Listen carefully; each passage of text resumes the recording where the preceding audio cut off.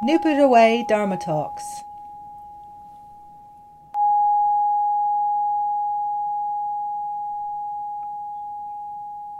Talk 2, 3rd of June 2012. Right Action. Professor Geoffrey Hunt talks about mindfulness practice and the 5 precepts. Today we're going to talk about right action again, as we recently started that. Right action, remember, the word right is a little bit problematic in the English language because we often contrast it with wrong. So it perhaps jars on our nerves to hear this word right. But let's retranslate it. By right we mean helpful, conducive to awakening ourselves, as opposed to unhelpful or hindering. So what that's saying then is that we need to be mindful of our actions, our conduct, our behavior, our relationships, and be aware as far as we can, and that there is a helpful way of acting and not acting, neglecting to act, and there is an unhelpful way of going about action. Now, we started talking about ahimsa or non-harm last week, which is quite a good way of guiding our action. We can think of our action perhaps to start with in terms of two main ideas here. Whether it's harmful or not, that is first of all harmful to me or not, in terms of becoming a wiser, more compassionate person, and whether it's harmful to others. And when we say others, we mean other creatures as well. So we're going to talk now about what has been called the 5 precepts. We put this under the heading of right action. The 5 precepts have also been called the 5 mindfulness trainings, and perhaps that is a more useful way of looking at it, that we're training ourselves in mindfulness. The first thing to ask is, why call them the 5 precepts? It sounds like we've got rules here which we must follow. And they all sound rather negative. They are don'ts. This doesn't sit very well with us either. We don't generally like to hear that there are rules about things one shouldn't do. The question arises of whether that is what the Buddha or the Buddha Dharma intends, to tell us that there are things that we should not do. If we take that approach, we will probably go astray. Because to begin with, when we fail, we will say to ourselves, I failed. And when I've failed, then I will have a sense of guilt perhaps, or feel unworthy, or even give up trying to follow the Buddha Dharma. Rules are necessary perhaps at a certain stage in our development, but we can get attached to rules. And the Buddha says a lot about getting attached to rules and attached to views. So the Buddha actually, believe it or not, is not actually concerned about rules. But he does see the utility of rules, but what he really would like, I suppose, is that we understand the point of the rules. So what are these 5 precepts or these 5 mindfulness trainings? And are they rules? Well, the first, as we've already seen, is non-harm, particularly not killing. The second and third concern telling the truth or not being deceitful, and also not taking what is not given. That is not stealing. So that gives us 3. And then there is not being exploitative or manipulative in one's intimate relationships, particularly sexual. This is always a problem for us. And then there is being aware of the harm or the danger in taking certain substances, such as mind-altering substances, which range from alcohol and tobacco through to cocaine and heroin. Now, all of this probably sounds quite familiar, because if you think about it, it's not uniquely Buddhist. You'll find such precepts in religions, whether Christianity, Judaism, Islam, or whatever. But what is, I think, different about the Buddha Dharma teaching on this is that it is saying to you, consider these for yourself and consider whether they are hindrances or not to your following a path leading to wisdom, compassion, and peace. You think about it. It's for you. No one on the outside, least of all the Buddha, is telling you that you must not do these things. That is not the point of it. And if that were the point, it would quickly degenerate into some sort of fundamentalism. Fundamentalism, which we suffer a lot from in the present age, is to be found in the political realm and in the religious realm. And quite frankly, we're all very tired of it.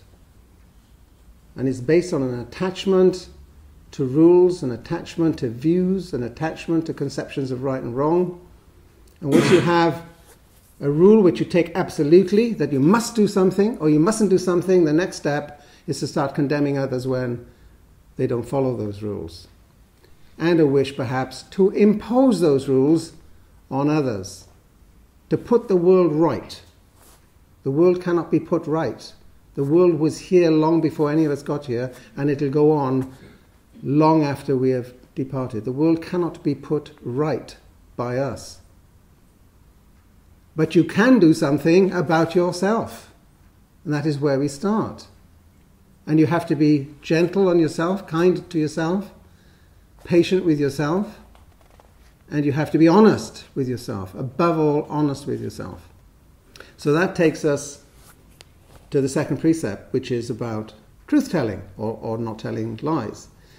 Now, the Buddha isn't then just giving that to us as a rule.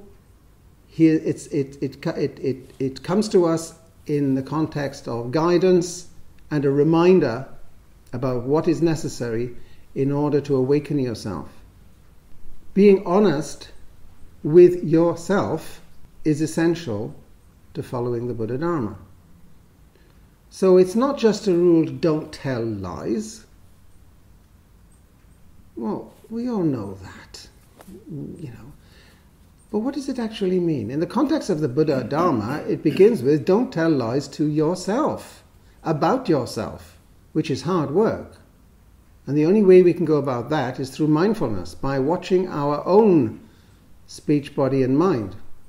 We need help in doing that. It's not easy. We need each other in doing that. We need support from others that we can trust in being honest about ourselves, because it isn't easy. Sometimes it's painful. And we'd rather go into denial or find rationalizations for what we do and what we don't do. There's always a good reason, isn't there, for not doing something that perhaps it would be kinder or more helpful to do. What we need to do is simply observe our own actions and the sincerity or genuineness in them. And even if we cannot admit to others, let us admit to ourselves that sometimes we are being inauthentic, we are being deceptive, or I am not actually the person that I am presenting to the world. That is not easy. So being mindful about our actions, about our intentions behind our actions, is really the meaning of the precept about truth-telling. First of all, tell the truth to yourself, about yourself. It's okay. The world isn't going to fall apart if you do that. Especially when you're a member of a community which is precisely about doing that, about engendering that trust and fellowship in being honest. What about the precept of not taking what is not given? Notice that it doesn't really say do not steal, which sounds like an absolute rule. It's rather framed as do not take what is not given. But what does that actually mean? Isn't perhaps, on the face of it, all that obvious. But do not take what is not given is wider than do not steal. We know what stealing is. Something is regarded as property belonging to somebody else, and there may be laws around that, and I take it without their consent, and I've stolen it. If I have their consent, then I've not stolen it. What about when I take the life of other creatures? Through neglect? Through our collective lifestyle? Is that stealing? But it is taking what is not given. Because all creatures want to live, they don't want to die.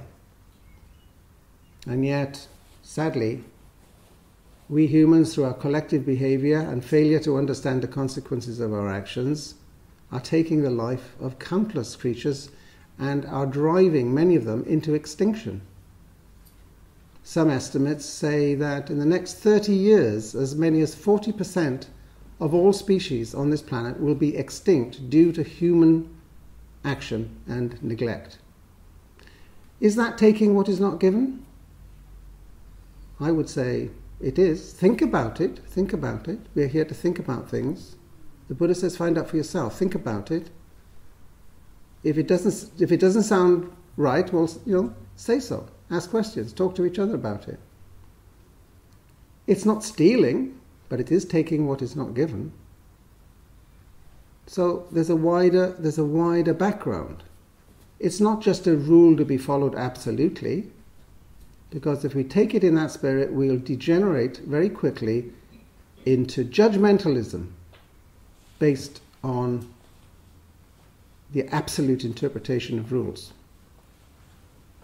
What about exploitativeness or manipulativeness in intimate relations? Now, again, we could just interpret that to be about sex, and we could also focus on the extreme things, if we liked, and say, what a terrible world it is in which there's a lot of prostitution, there's a lot of trafficking of women, trafficking of children, there's a lot of pornography, or etc., etc. We know this. We can beat each other over the head as much as we like about it, but we're not really getting to understand the context of it, which is that we are craving creatures, and we think that we will make ourselves stronger and happier by manipulating others. And it works up to a point, but inevitably it fails because it's temporary. I can exploit another. How long will it be before that person knows I'm exploiting them? And then there will be anger, recriminations, and possibly even violence. Temporary solutions. We love temporary solutions. The Buddha Dharma is about a long-term understanding. And we need long-term thinking. Now again, it's not about beating yourself up, but just thinking and considering and being aware, being mindful of that in my intimate relations with others, that is with boyfriend, girlfriend, wife, husband, whatever, is my intention one of treating them as an object or treating them as someone just like myself? It's a very simple question. Am I treating this person as an object to satisfy my own pleasures? Or am I treating them as someone just like myself, with all my weaknesses, fears, insecurity, desires, etc.? We come back to honesty, don't we? Because this doesn't have a very pleasant, reassuring sound about it, because we all know it's difficult to be honest. But the Buddha doesn't say, you must be honest. The Buddha says, look into yourself and find out whether you're being honest, and then make up your mind what you're going to do about it. And that's entirely up to you. You could be more honest, or even more honest, or very honest, or extremely honest. But how far you go is up to you. No one else can push you along that path. Even the very best teacher is just a midwife. The midwife does not give birth. The midwife helps the woman to give birth. So the responsibility is ours. Finally, there's the precept about taking substances which alter our minds or alter our being in some way. Now, I don't think that the Buddha had in mind crack cocaine. I doubt whether it was available at the time. Alcohol was available at the time. Alcohol has been available since the Babylonians, who probably came across it quite accidentally. So they had settled agriculture and started keeping grain. It would ferment if it was wet, and then they would try to eat it and found that they got very merry. So that's been going on for about 5,000 years. Again, the Buddha doesn't want to condemn anyone, and we don't want to condemn each other, and we don't want to say this is evil, which is, we've heard a lot about that, what is evil. It doesn't advance us 1 inch to describe things as evil. It doesn't have any explanatory value to say that something is evil. It just cuts it off as a judgment, and that's the end of it. But let's think about it. Why should there be a precept about taking harmful substances? Well, because it's connected with following a path to wisdom, compassion, insight, ultimately insight into the very nature of just being here at all. I know there are people who say if you take certain drugs, that will actually enhance your insight. Take LSD and you'll see into the true nature of reality while jumping off a building. It's a shortcut. It doesn't work. In the 1960s, there was a lot of experimenting with drugs. It was supposed to give you some sort of enlightenment.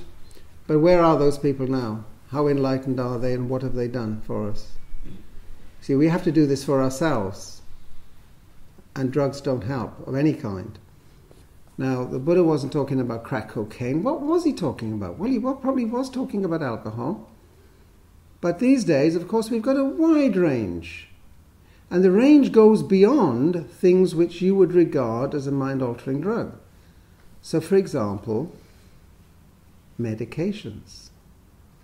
Not all of them, but there would be quite a few that sadly millions of people have become addicted to, which are prescribed, enable them to sleep, enable them to have less anxiety, and so on. This is a recognized major problem. And we're not here talking about illegal drugs, we're talking about legal drugs. Why do we do this? Well, because we haven't found a way of coping. Everything's too difficult.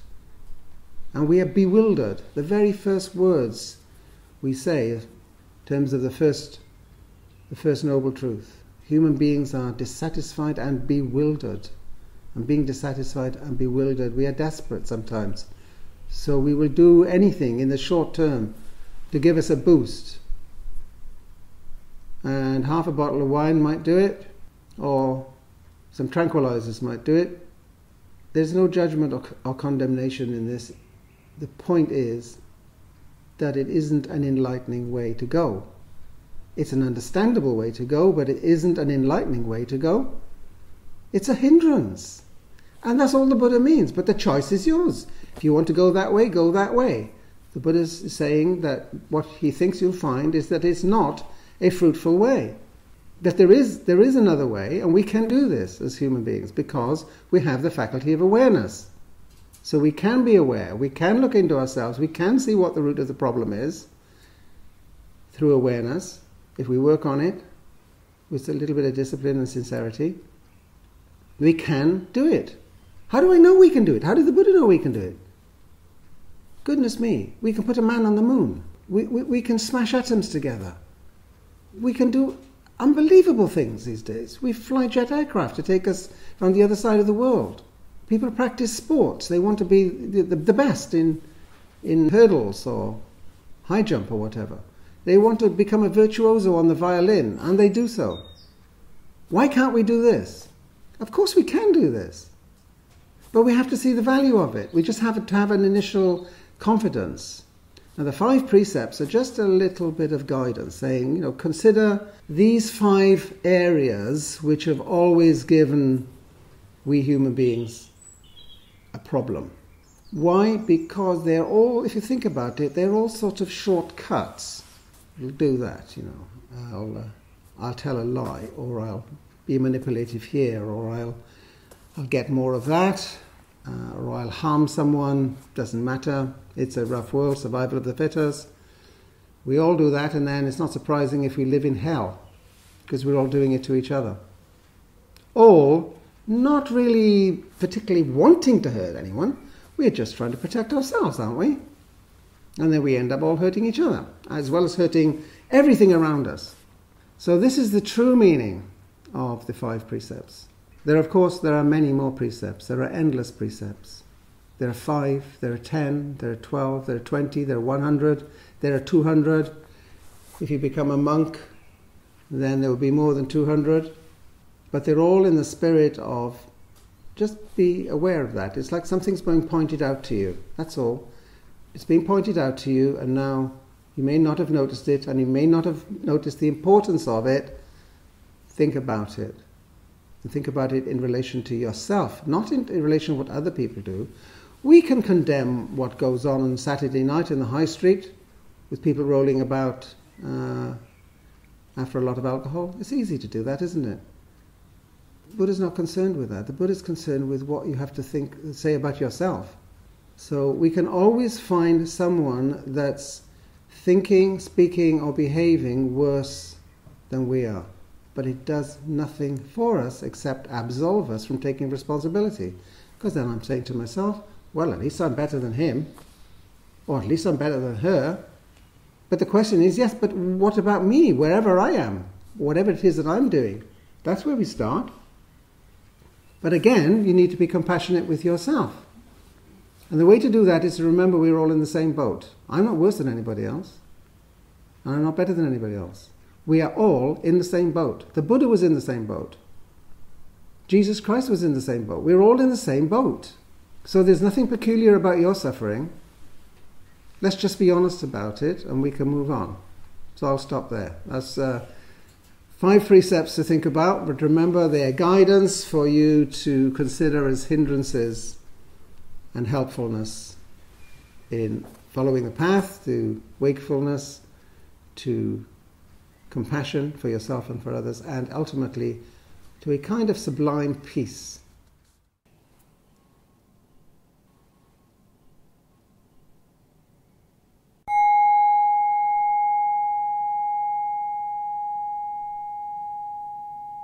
New Buddha Way approaches meditation as a way of life, letting go of East and West, past and future, and starting afresh here and now. To find out more, visit www.newbuddhaway.org.